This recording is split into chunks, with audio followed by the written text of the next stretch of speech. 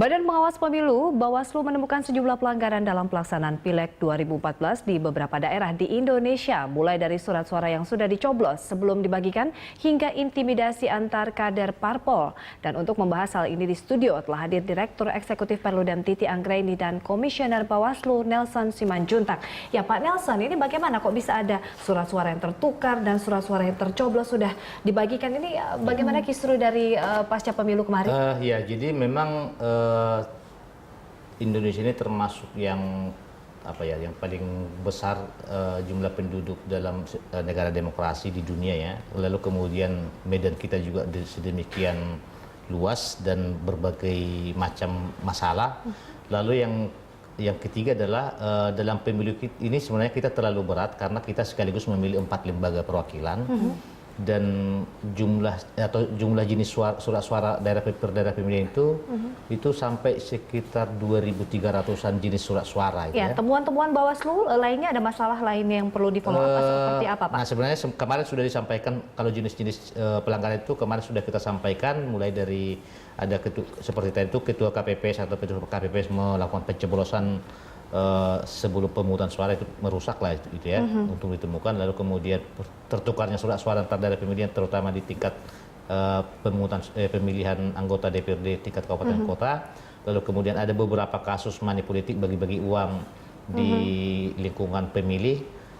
Ada juga ketua KPPS sama sekali tidak menandatangani semua surat suara di satu TPS. Nah, dari sejumlah masalah-masalah itu yang kami kumpulkan dari 76.527 PPL yang tersebar di seluruh Indonesia, sebenarnya memang ada pelanggaran itu, tapi menurut kami tidak terlalu serius untuk mengatakan bahwa pemilu kita ini tidak berjalan dengan baik. Nah, Nah, Ibu Titi, kalau kita lihat sendiri ini bagaimana Ibu Titi menanggapi, atau mungkin ada beberapa temuan lain dari Perludem sendiri? Ya, kalau dari sisi evaluasi penyelenggaraan pemilu bisa dikatakan pemilu kita sudah berjalan dengan smooth ya, dengan baik, dan juga kemudian bisa dikatakan sesuai harapan. Tapi kita juga tidak boleh menganggap remeh beberapa pelanggaran yang masih ditemukan. Pelanggaran kalau dari kami bisa kami kategorikan menjadi 3 setidaknya. Pertama, pelanggaran yang terkait dengan prosedur dan tata cara pemungutan suara. Ini mulai dari misalnya pembukaan TPS yang terlambat karena surat suara yang datang juga terlambat. Seperti di Manokwari itu ada yang dimulai pemungutan suaranya jam 12:30 siang karena surat suara karena faktor distribusi tadi disampaikan terlambat datang. Bahkan tidak hanya terlambat datang, ada yang sampai harus ditunda kan, seperti di Yahukimo, di Ndungga, di Papua. Termasuk juga soal pemilih menggunakan KTP dan KK itu tidak menyebar informasinya dengan baik kepada seluruh petugas penyelenggara pemilu. Ada petugas yang masih menolak pemilih untuk menggunakan hak pilih menggunakan KTP, padahal dia sudah memilih di tempat dia beralamat. Nah, lalu juga yang penggunaan A5 atau formulir pindah memilih itu masih tidak boleh menggunakan di bawah jam 12, padahal kan boleh. Jadi ini terkait dengan prosedur ya, tapi istilahnya tidak berpengaruh terhadap hasil ataupun suara yang diberikan. Yang kedua ini pelanggaran yang lebih serius, berupa misalnya politik uang, lalu juga intimidasi, kemudian yang mengarah kepada tindak pidana, seperti surat suara yang sudah dicoblos.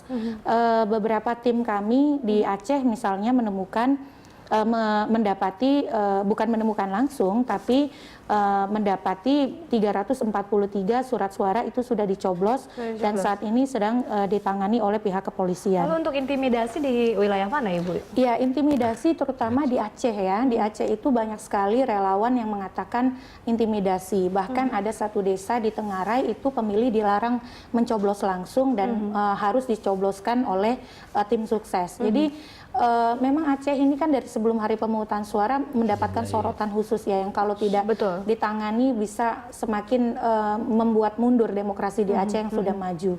Nah, yang terakhir pelanggaran yang juga masih ditemukan adalah soal netralitas penyelenggara. Nah, netralitas penyelenggara ini bisa berkaitan dengan pelanggaran yang pertama, bisa juga yang kedua. Soal misalnya di Ciampea itu di Bogor ya sudah menjadi kasus yang diketahui banyak. KPPS itu mencoblos 100 lebih surat suara. Di Blitar juga demikian. Di Aceh juga masih ada beberapa yang ditemui. Memang ini kasus-kasus yang tidak bisa kami katakan masif ya. Kalau masif itu kan berarti sebarannya menyeluruh di seluruh Indonesia. Artinya ini bisa dikategorikan pelanggaran berat dalam kaitan dari pelaksanaan pemilu, begitu Iya, Ibu? dikatakan kalau yang soal surat suara yang sudah tercoblos dicoblos dan lain sebagainya, ya memang itu pelanggaran berat, tapi sifatnya lokal ya, karena kalau kita katakan masif terstruktur, tidak ada arah atau indikasi ke sana. Oke, Pak Nelson, ini bagaimana eskalasi dari follow up penanganan masalah ini dan juga eksekusinya seperti oke. apa? Ada kami kategorikan 3 kategori dari seluruh itu. Tadi Titi juga sudah menyinggung, karena memang kami ini satu guru kelihatannya agak sama analisisnya. Yang pertama memang yang paling parah itu adalah soal legalitas proses dan hasil pemilu. Jadi itu bisa mengganggu legalitasnya, sehingga kalau diteruskan pun menjadi tidak bermanfaat. Jadi termasuk diantaranya itu adalah soal yang sudah dicoblos itu ya, termasuk yang jadi artinya harus ada tindakan korektif segera terhadap pelanggaran-pelanggaran itu. Jadi seperti surat suara tertukar harus dilakukan koreksi, lalu kemudian yang terlambat surat suara masuk ya terpaksa harus dilakukan pada hari berikutnya, dan itu sudah kami koordinasikan langsung dengan KPU. Nah, yang paling banyak pelanggaran-pelanggaran adalah pelanggaran yang bersifat tata cara yang tidak sesuai dengan urutannya, seperti misalnya daftar pemilih tidak dipasang di TPS misalnya, itu banyak sekali. Kemudian daftar calon tidak dipasang di di TPS, atau ada juga misalnya pada saat rapat pleno pembukaan oleh KPPS saksi belum datang, padahal itu kan diharuskan oleh undang. Nah, ini ada beberapa pelanggaran berat begitu ya Pak. Seperti kan tadi surat suara yang sudah dicoblos dan juga ada money politik. Ini bagaimana terhadap partai sendiri akan bisa dianulir begitu suaranya atau kalau money dicoret politik atau kan seperti apa? itu kan sesuatu yang terjadi di luar proses pemungutan suaranya, dan artinya itu kan janji-janji atau diberikan uang kepada pemilih dengan harapan supaya dia dipilih. Nah, itu tidak mempengaruhi proses secara langsung, tapi perbuatan kejahatan itu diproses secara pidana supaya itu tidak menggalaukan masyarakat kan gitu ya, supaya tidak mengganggu kredibilitas penyelenggaraan pemilunya.